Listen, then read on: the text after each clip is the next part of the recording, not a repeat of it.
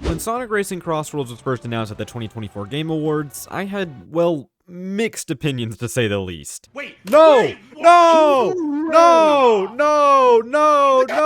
Look, I was never the biggest fan of the Sonic Kart Racer games. I thought Sega All-Stars and All-Stars Transformed were fine, but they weren't games I would go back and play for fun, if you get what I'm saying. And then there was Team Sonic Racing, which I don't think it would be very productive to talk about, since there's not really much there to talk about in the first place. So yeah, when Sonic Racing Crossworlds got announced, I didn't really care. And then they dropped the first trailer of the game and revealed that Sonic Riders was making a return. That grabbed my attention, and they also announced that they would be hosting a closed network test for the game. So I and many other people had a chance to try this game out, and after playing it over the weekend, I found that I still don't really care for it. Now, before some of you go to the comments and start typing out a 5-page essay on how this game is unfinished, no shit. I'm making this video because I want to see this game improved, because it has some cool ideas. The Crossworld mechanic is so cool to me. I've always been a sucker for the seamless stage transition thing that they started doing in Shadow Generations. It's nothing but a cool visual thing, but it's still cool, so I really like the inclusion of the Crossworlds in this game. The stage selection so far is also pretty solid. Wonder Museum and Rainbow Garden are definitely my favorites. I just don't know why they keep insisting on bringing back the Heroes levels that have been present in every other Sonic racing game. The Crossworld selection is also neat, bringing in a couple of levels from Sonic and the Secret Rings. My favorite one is probably Kraken Bay. The gameplay itself is also pretty solid, with one major issue that I'll touch on soon. Compared to previous Sonic racing games, the cars here feel way lighter, and I think that's a great change. It makes it feel more like a traditional mascot kart racer. The different vehicle types and customization are a blast to mess around with. I definitely have a liking for the handling type vehicles above the speed type and the power type, but they're all good. And I especially like the gadget system where you can apply specific attributes to your character to aid you in a race. Sounds great,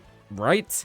Well, then we get to the items, and this is the main problem I have with Sonic Racing Crossworlds. The items in this game are so incredibly unbalanced to the point where winning a race doesn't even feel rewarding, because the item balancing makes it so winning a race is heavily reliant on RNG. For one, there are way too many items that are just outright broken. The monster truck and the drill are a cheat code, because all you have to do to win a race is get one of those items, save it until the very final stretch of the race, and then use it. Then you get ahead of like 10 people and win. In pretty much every race I played, I would be doing good throughout the race, remaining in the top 5 places, but when you get to that final stretch, everyone starts spamming the items they had loaded up in their inventory, and there's nothing you can do about it. Overall, this game is just pure chaos. Listen, one big problem I have with kart racers like Mario Kart is that there is a lot of downtime during a race. Like, if you're in first place, there will be a lot of times where you're just cruising along without a threat in sight. But in Sonic Racing Crossworlds, if you happen to get in the first place, you better cherish that moment, because it is not going to last for long. Everyone is on top of each other throughout the entire race. And this may be a good thing for some people, and it would be good for me in moderation, because you constantly have to be locked in, but with the number of power-ups that are placed at nearly every corner, it's just sensory overload when everyone around you is spamming these flashy, annoying power-ups. It gives me a headache. This game is difficult, and that's a good thing, but it just feels unfair most of the time. I played maybe 40 races in total if I had to give an estimate, and I was lucky enough to get first place only 2 times. And those 2 times were actually back-to-back, believe it or not. In fact, I remember in one of them, I had a terrible start because I thought I turned on the auto acceleration feature, so when I started off very slowly, I realized that I just forgot to turn it on. It didn't matter though, because even though I was in 12th place for the first lap, a drill power-up got me to the top 5, and then I spammed power-ups at the end to get first. So yeah, this game is not really based on skill, it's based on how good you are at spamming items. I did also experience some bugs, not nearly to the severity of some that I saw being posted on Twitter. Like, there was one I saw that made it so you couldn't exit the Crossworld.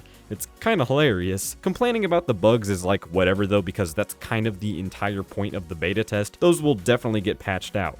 But I don't see them changing the other stuff I mentioned, since it's kind of part of the core gameplay. They could turn down the rate at which the item boxes show up, which would definitely help, but I don't think they could outright fix those issues without completely overhauling some things. So, all in all, I think the best way to put my thoughts is that I'm curious to see what else is in store for this game. I'm still really interested in the Rider stuff, and I can't wait to try that out, but as for everything else, I'm not really a fan. But yeah, those were my thoughts on the Sonic Racing Crossworlds beta test. Let me know what you guys think about what we've seen from this game so far, and did you like the playtest if you had a chance to play it? But that's all for me. Thank you all so much for watching, and I'll see you all later. Goodbye.